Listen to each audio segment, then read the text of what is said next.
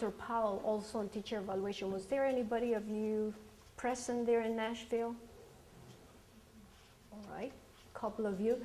And we did it on videotaping. And that was another area that I touched bases with my teachers, and it was excellent as well. So there were a couple of different ways that I went about evaluating the teachers.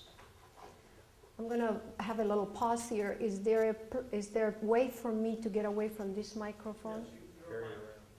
Thank you. I was feeling a little bit tied up to this one, and I don't want to. Thank you. Turn this so you can go back and forth with your PowerPoint so you can walk. Yeah, thank you. So, Take it off. the idea was that I will be evaluating these teachers, and I thought perhaps I can do it with the videotaping and leave the videotaping there. And Dr. Powell, those of you who might know him, he was the dean of the School of Education at La Sierra at the time. And knowing that I had been doing a lot of evaluation with teachers, he came up and said, Martha, I'd like to give you the idea of working with me on this, and what do you think? And I say, let's do it. So I went to some of the teachers that I thought that would not be intimidated by the situation as much as possible. And some of them were, but they were willing. And they say, yes, I can do that. I say, I'm not going to do the videotaping. I will leave the video here with you. And we agree on the goal that was going to be videoed, and then left the video with them. And that is another total presentation. It was very, very, very exciting to see what happened with some of those teachers. They video, and they did the best they could. And then you say to yourself, well, what kind of evaluation is that? Here we go back again. If you're evaluating for the purpose of growth, does it make any difference how many times the teacher practices what she or he is presenting? They can do it as many times until they feel comfortable. Then I would take that video, I would observe that video based on the questions that we had set up, and then do the evaluation and tell him or her what he had done. It worked very, very nicely. I have that presentation in Circle, and you can go there to see that PowerPoint and that evaluation based on videotaping a teacher and how that's set up. So let's get back here to our PowerPoint presentation. Many, many practices have changed and innovations are being attempted, but again, teacher evaluation hasn't changed that much. If you go back to the public school districts and even within ourselves, there's not much of a change. As I said, the model continues to be the authority model.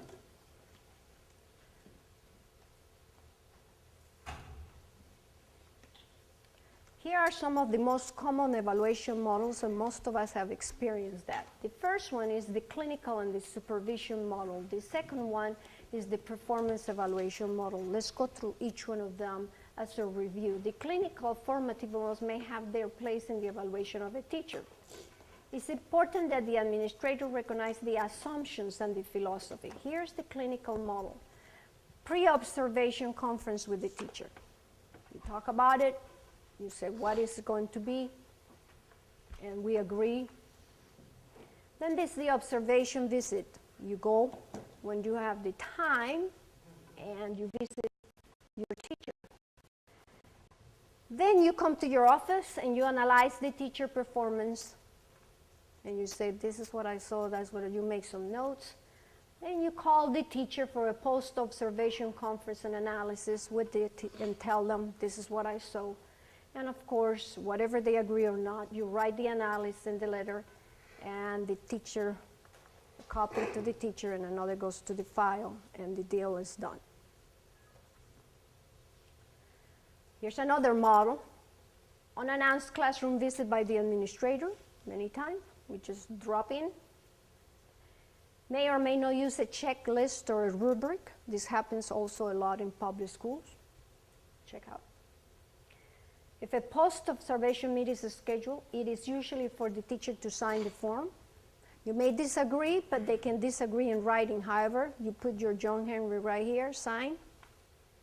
Signature may not mean agreement. The evaluation has taken place. Thank you. We'll see you next year or 2 years from now when you have your next evaluation.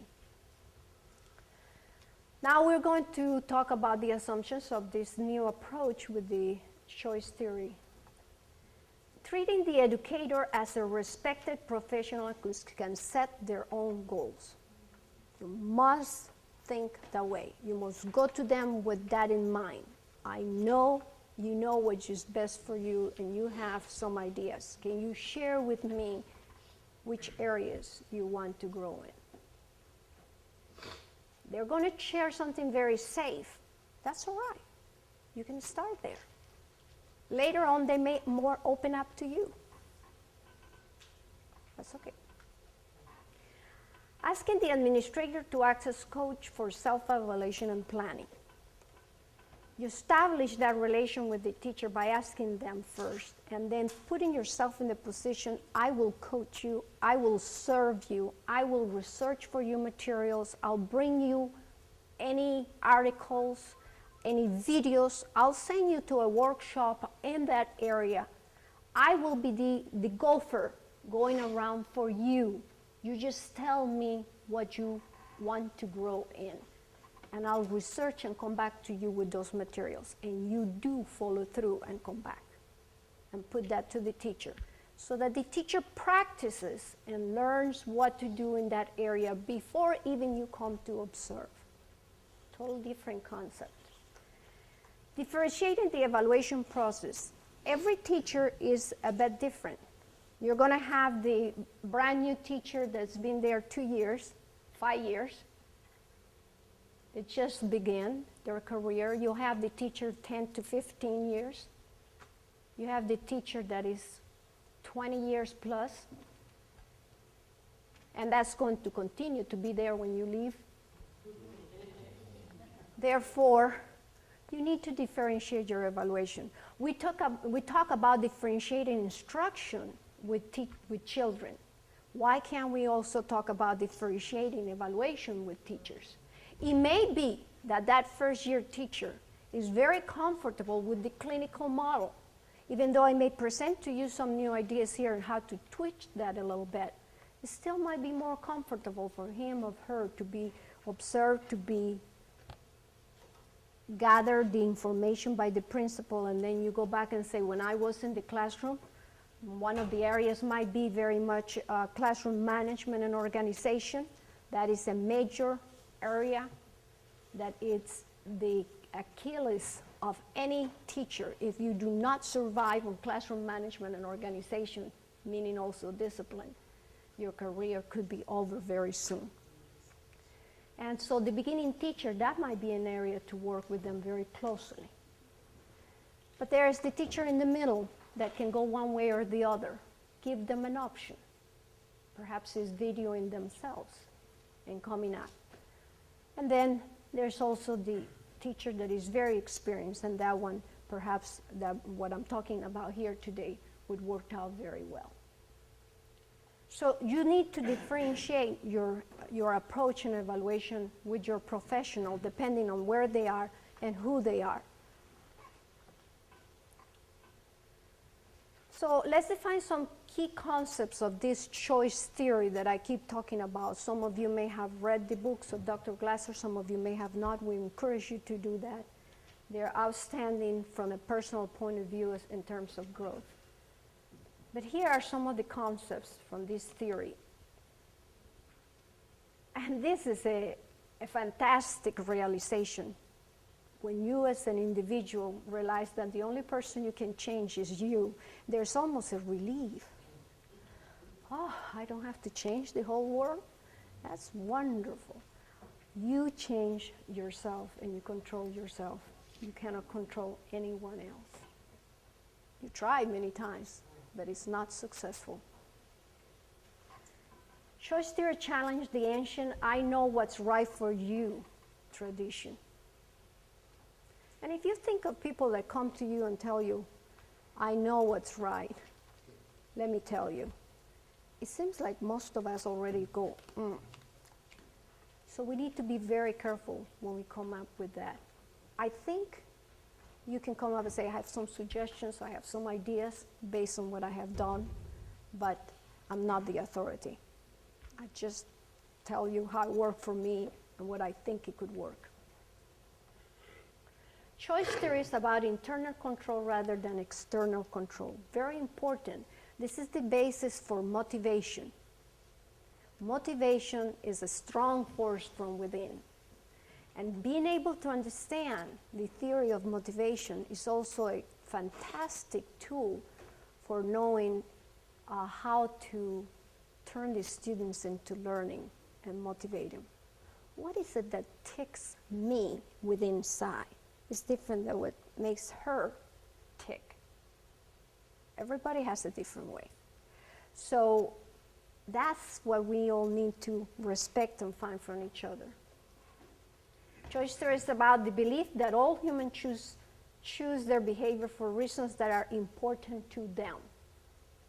That's another thing to see somebody doing something absolutely silly, and you say to yourself, why in the world would they do that? Well, there's got to be something that is making them do that. Immediately your outlook on that is different in that person. And you even respect them when they look as silly as they do to you. You respect them. There's something is making them be that silly in your mind that it is not that silly to them. Here's what the model is based on. Now, I want you to think of this model, what I'm talking here about, and this is a bunch of questions that we will be talking about that you can embed in any teacher evaluation that you choose to do. Okay? Now, perhaps this is a good time to pass around some of these folders. Thank you. And it has 4 categories of questions. The most important thing before we see these questions that I would like for you to have in your mind is that you do not start any process of formalizing your evaluation without the agreement with your teacher on what is it that we are going to evaluate. What is it that you want to be growing? It has to be very specific. For instance, is it your classroom management? Yes, I want to have better control in my classroom. Okay, that's still too general. That's still too general. We need to narrow, what do you mean by better control? Well, the kids are all over the place. They do this, they do that. I don't know how to put them into, order, to pay attention to me, okay? To pay attention to you, let's see. And so you keep narrowing what the teacher wants to do, to pay attention to you. You mean that when you speak, they will hear you? Yes, they just don't. Okay, then maybe we can talk about your voice, your tone of voice, your position in the classroom when you're talking about, maybe some signals that you can give to the students. You start narrowing and narrowing what it is until the teacher is on, because there's going to be an array of things that will be part of an issue. But the more that you can be specific with the teacher and that the teacher can be specific with you, then the better the growth in that particular area will be, and therefore the object of your evaluation. So the questions for the teacher are very important, and here are 4 categories of questions that will be asked. The first category, again, is going to narrow the subject. Specific to the target goal. Each teacher has a different set of questions to pose because you have 13, 10, 12, 2 teachers, 3 teachers. Although more than one teacher may work on the same goal. It could be that you have 2 teachers in the school that are working on the same goal, and that time you thank the Lord for that. You go to your knees and say, thank you, Lord, 2 out of 3, that's great, I can do this. The teacher is given the time to formulate the question according to the agreed goal.